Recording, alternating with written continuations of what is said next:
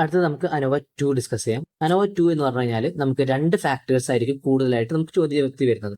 ഈ 2 ഫാക്ടേഴ്സ് തമ്മിലുള്ള significant difference എങ്ങനെയാണ് എന്ന് നമ്മൾ ഡിസ്കസ് ചെയ്യുന്നതാണ് അനോവ 2. നമുക്ക് ഇതിന്റെ പ്രൊസീജിയർ വരുന്നത് ഫസ്റ്റ് നമ്മൾ കോളം മീൻസ് ആർ ഈക്വൽ അതുപോലെ തന്നെ റോ മീൻസ് ആർ ഈക്വൽ എന്നുള്ള 2 നൾ ഹൈപ്പോത്തസിസ് നമ്മൾ സെറ്റ് ചെയ്ത് വെക്കും. അതിനുശേഷം നമ്മൾ യൂസ് ചെയ്യുന്ന level of significance alpha equal 0.05 ആണ്. നമുക്ക് കോളം മീൻസിനും റോ മീൻസിനും ഡിഫറെന്റ് ഡിഗ്രീസ് ഓഫ് ഫ്രീഡംസ് ഉണ്ടായിരിക്കും. Degree of freedom for column എന്ന് പറയുന്നത് സ്ക്വയർ ബ്രാക്കറ്റിൽ C-1 ഒരു ഡിഗ്രി ഓഫ് ഫ്രീഡം അഥവാ DF1 എന്ന് പറയുന്നത് C-1ഉം DF2 എന്ന് പറയുന്നത് C-1 ഇൻറ്റു R-1 ആണ്.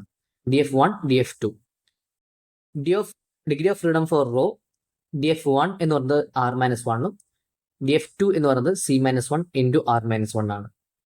ഇതിനുശേഷം ഡിഗ്രി ഓഫ് ഫ്രീഡം കണ്ടുപിടിച്ച ശേഷം നമ്മൾ എഫിന്റെ ക്രിട്ടിക്കൽ വാല്യൂ റോനും കോളത്തിനും രണ്ടിനും ഡിഫറെന്റ് ക്രിട്ടിക്കൽ വാല്യൂസ് കണ്ടുപിടിക്കണം. ടേബിൾ വാല്യൂവിൽ നിന്നും കണ്ടുപിടിക്കണം.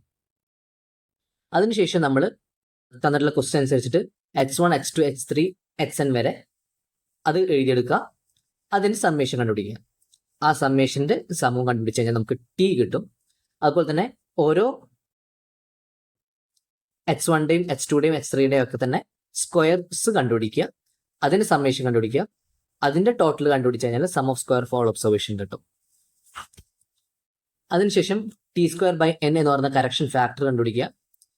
SST എന്ന് പറയുമ്പോൾ sum of square for observation minus T²/n. SSC എന്ന് പറഞ്ഞാൽ sigma H1 the whole square divided by number of observation in H1. Sigma H2 the whole square divided by number of observation in 2. Sigma H3 the whole square divided by number of observation in 3. അങ്ങനെ some കണ്ടുപിടിക്കുക minus correction ഫാക്ടറായ T²/n. അതിനുശേഷം നമ്മൾ അടുത്ത table വരയ്ക്കുക. H1 H2 H3 എന്നുള്ള ആ ഒരു table തന്നെ വരയ്ക്കുക. അതിനുശേഷം റോ വൈസ് സമ്മേഷൻ കണ്ടുപിടിക്കുക. HR1 HR2 HR3 എന്ന് പറയുന്ന റോ വൈസ് സമ്മേഷൻ കണ്ടുപിടിക്കുക. അതിനുശേഷം SSR എന്ന് പറയുന്നത് sigma HR1 the whole square divided by number of observation in row 1 plus sigma HR2 the whole square divided by number of observation in row 2 plus sigma HR3 the whole square divided by number of observation in row 3. അങ്ങനെ എത്ര rose ഉണ്ട് അതിനനുസരിച്ച് കണ്ടുപിടിക്കുക minus correction ഫാക്ടറായ T²/n. അതിനുശേഷം SSE കണ്ടുപിടിക്കാൻ SST minus SSC minus SSRഉം അതിനുശേഷം MSC കണ്ടുപിടിക്കാൻ SSC divided by K-1. K എന്ന് പറയുന്ന നമ്പർ ഓഫ് കോളംസ് അല്ലെങ്കിൽ C എന്ന് പറയാം. MSR എന്ന് പറഞ്ഞാൽ SR divided by R-1.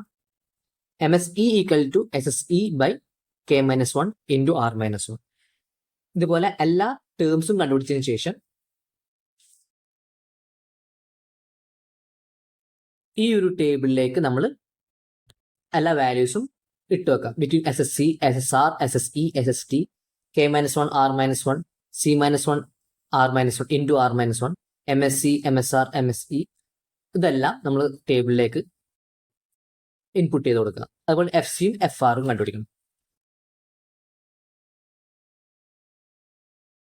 FC എന്ന് പറയുമ്പോൾ MSC ബൈ MSEയും FR എന്ന് പറയുമ്പോൾ MSR ബൈ MSEയും ആയിരിക്കും. ഇതിൽ ഏതാണോ ലാർജർ വേരിയൻസ് വരുന്നത് അത് ന്യൂമറേറ്ററിൽ എടുക്കും. എന്ന് വെച്ചാൽ MSE ബൈ MSC ആവാം, MSE ബൈ MSRഉം ആവാം. F കാൽക്കുലേറ്റഡ് വാല്യൂ അഥവാ ഈ കാൽക്കുലേറ്റഡ് വാല്യൂ ടേബിൾ വാല്യൂവിനേക്കാളും ചെറുതാണെങ്കിൽ we can accept the null hypothesis. F calculated value table വാല്യൂവിനേക്കാൾ ഗ്രേറ്റർ ആണെങ്കിൽ we can reject the null hypothesis. ഇത് 2 കാൽക്കുലേറ്റഡ് വാല്യൂ ഉണ്ട്, 2 ടേബിൾ വാല്യൂ ഉണ്ട്. വെച്ച് കഴിഞ്ഞാൽ റോ വൈസും നോക്കണം, കോളം വൈസ് നോക്കണം. റോ വൈസിന്റെ നൾ ഹൈപ്പോത്തസിസ് അപ്രൂവ് ചെയ്യാൻ പറ്റുന്നുണ്ടോ നോക്കണം.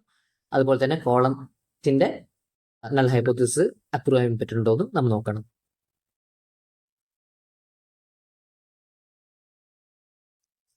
നമുക്കൊരു എക്സാമ്പിൾ വെച്ച് നമുക്ക് ഡിസ്കസ് ചെയ്യാം. A study conducted to analyse the effect of 3 medicines across 3 age groups is shown below.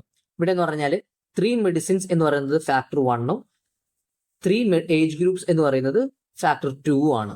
Okay, test whether there is a significant difference between the medicine brands and also the effect on age group. Medicine brands തമ്മിൽ എന്തെങ്കിലും difference ഉണ്ടോ, അതുപോലെ തന്നെ ഈ effect ഏജിനെ സംബന്ധിച്ചിടത്തോളം എത്രത്തോളം difference വരുത്തുന്നുണ്ട് എന്നുള്ളതാണ് നമ്മൾ നോക്കുന്നത്. അപ്പൊ ഇങ്ങനെ ഒരു ടേബിളാണ് നമുക്ക് കിട്ടുന്നത്. Medicine 1 medicine 2 medicine 3 age 1, age 2, age 3. 3 different brands, 3 different age groups. അത് തമ്മിലുള്ള ഒരു വേരിയേഷൻസ് ആണ് നമ്മളിവിടെ ഡിസ്കസ് ചെയ്യുന്നത്. നമ്മൾ ആദ്യം തന്നെ സൊല്യൂഷൻ കണ്ടുപിടിക്കുമ്പോൾ നൾ ഹൈപ്പോത്തസിസുകൾ സെറ്റ് ചെയ്ത് വെക്കും. H0 column means are equal, H0 row means are equal. Alpha കണ്ടുപിടിച്ചു. ലെവൽ ഓഫ് സിഗ്നിഫിക്കൻസ് നമുക്ക് ഓൾറെഡി അറിയാം, 0.05 ആണ്. Degree of freedom for column C-1, C-1 into R-1 ആണ്. ഇവിടെ 3 കോളംസ് ആണ് ഉള്ളത്. ഇവിടെ നമുക്ക് 3 കോളംസ് ആണ് ഉള്ളത്, അതുപോലെ തന്നെ 3 റോസ് ആണുള്ളത്. അപ്പോൾ നമുക്ക് 3-1 2 കിട്ടും. ഇവിടെ 3-1 ഇൻറ്റു 3-1 2 ഇൻറ്റു 2 4 കിട്ടും. അതുപോലെ ഡിഗ്രി ഓഫ് ഫ്രീഡം R-1 ആണ്.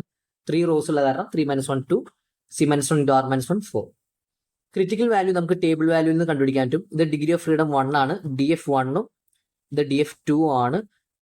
ഓർഡർ ടേബിൾ നമുക്ക് നോക്കിക്കഴിഞ്ഞാൽ 2 ഹൊറിസോണ്ടലി 2ഉം വെർട്ടിക്കലി 4ഉം വരുന്ന ഒരു പോയിന്റ് എടുത്ത് നോക്കിയാൽ നമുക്ക് അറിയാൻ പറ്റും 6.94 ആണ്. എഫ് റോയുടെ ക്രിറ്റിക്കൽ വാല്യൂ, എഫ് കോളത്തിന്റെ ക്രിറ്റിക്കൽ വാല്യൂ ഇവിടെ നമുക്ക് കണ്ടുപിടിച്ചു 6.94 ആണെന്നുള്ളത്. അതിനുശേഷം നമ്മുടെ ടേബിൾ നമ്മൾ ക്രിയേറ്റ് ചെയ്യുന്നു. H1, H2, H3, H1, H2, H3, H1 square, H2 square, H3 square. അതിന്റെ സമ്മേഷൻസ് കണ്ടുപിടിച്ചു. സമ്മേഷൻസിന്റെ H1, H2, H3യുടെ സമ്മേഷന്റെ സം കണ്ടുപിടിച്ചു. T ഈക്വൽ ടു 218 കിട്ടി. അതുപോലെ sum of square of all observation നമുക്ക് 5308 കിട്ടി. അതിനുശേഷം നമുക്ക് കറക്ഷൻ ഫാക്ടർ കണ്ടുപിടിക്കണം. കറക്ഷൻ ഫാക്ടർ എന്ന് പറഞ്ഞാൽ T²/n, 218² 9 വാല്യൂ കിട്ടി. SST എന്ന് പറയുന്നത് sum of square of all observation minus T²/n. SST നമുക്ക് കണ്ടുപിടിച്ചു. SSC എന്ന് പറഞ്ഞാൽ column wise sigma H1 the whole square divided by number of observation in column 1, sum of observation of column 2 the whole square divided by number of observation in column 2 plus sum of observations in column 3 the whole square divided by number of observation in column 3 minus correction factor. SSCയുടെ value കണ്ടുപിടിച്ചു. അടുത്തത് നമുക്ക് ANOVA 2 വരുമ്പോൾ SSR കണ്ടുപിടിക്കണം. SSR കണ്ടുപിടിക്കാൻ ആ same table നമ്മൾ വരച്ചു. H1, H2, H3. അതിനുശേഷം sigma HR1, sigma HR2, sigma HR3 എന്ന് പറയുന്ന വാല്യൂസ് റോയുടെ സമ്മേഷൻ നമ്മൾ കണ്ടുപിടിക്കണം. Sigma HR1 the whole square divided by number of observation in row 1 plus sum of observation in row 2 the whole square divided by number of observation in row 2 plus sum of observation in row 3 the whole square divided by number of observation in row 3 minus the correction factor. നമുക്ക് അങ്ങനെ SSR കണ്ടുപിടിക്കാൻ പറ്റും. അതിനുശേഷം SSE കണ്ടുപിടിക്കാൻ SST sum of squares of total minus sum of squares of column minus sum of squares of row എന്ന് പറയുന്ന values ഇട്ട് കൊടുത്തു കഴിഞ്ഞാൽ നമുക്ക് SSE കണ്ടുപിടിക്കാൻ പറ്റും. MSC കണ്ടുപിടിക്കാൻ SSC/K-1, MSR കണ്ടുപിടിക്കാൻ SSR/R-1. നമുക്ക് 2 വാല്യൂസ് കിട്ടും.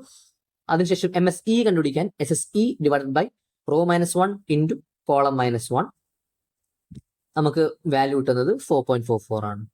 അതുപോലെ തന്നെ F column calculated F column കണ്ടുപിടിക്കാൻ ഗ്രേറ്റർ വാല്യൂ എന്ന് പറയുന്നത് MSE ആയതുകൊണ്ട് MSE/MSC, അതുപോലെ തന്നെ FRന് ഗ്രേറ്റർ വാല്യൂ MSE ആയതുകൊണ്ട് MSE/MSR നമുക്ക് 2 വാല്യൂസ് കിട്ടും. FCയും FRും കാൽക്കുലേറ്റഡ് കിട്ടി.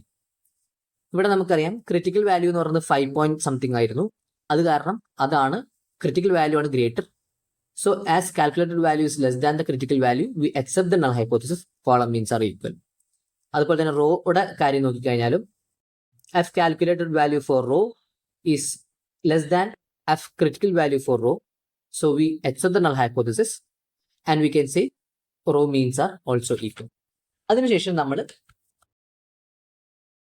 ഈ ഒരു ടേബിളിലേക്ക് എല്ലാ വാല്യൂസും ഡിനോട്ട് ചെയ്ത് കൊടുക്കണം. Source of variation, sum of squares, degree of freedom, mean square, F ratio, ഇതിലെല്ലാത്തിലും നമ്മൾ വാല്യൂസ് ഇട്ട് കൊടുത്തു കഴിഞ്ഞാൽ നമ്മുടെ SSC, SSR, SE, SST, K-1, R-1, C-1 into R-1, MSC, MSR, MSE, FC, FR എന്ന് പറയുന്ന വാല്യൂസ് നമ്മൾ ഇട്ട് കൊടുത്തു കഴിഞ്ഞാൽ നമ്മുടെ ANOVA 2 കംപ്ലീറ്റ് ആയി.